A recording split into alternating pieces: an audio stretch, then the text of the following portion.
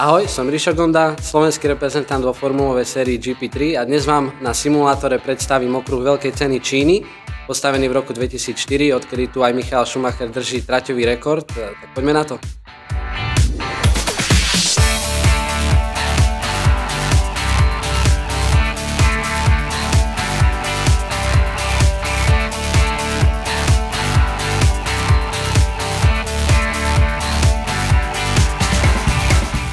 Sme na štartovej rovinke okruhu navrhnutého Hermanom Tilkem, ktoré meria 5,5 km.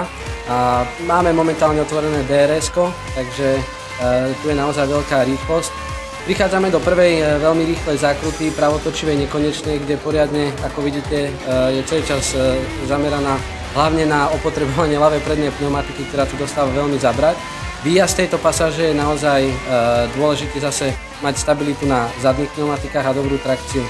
Prichádzame do druhého sektoru, priame brzdenie konečne a pomalá zákruta na pravú ruku, opäť dôležitý výjazd, jemný hore kopec.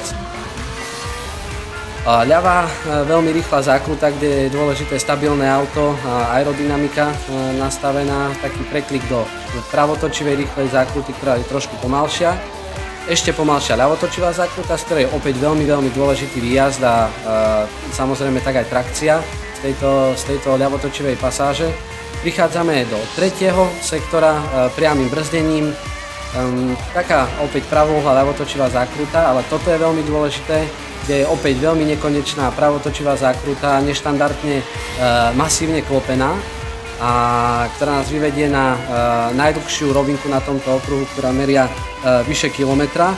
Otvárame DRS-ko, takže zadné krídlo. Na konci rovinky dosahujeme rýchlosť až cez 320 km za hodinu. Začneme priamo brzdiť niekedy pri 120 metroch.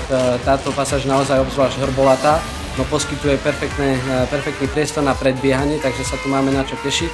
A posledná ľavotočivá zákruta, klipneme Apex a čo najviac rýchlosti cez ňu a prichádzame opäť s otvoreným krídlom na cieľovú rovinku.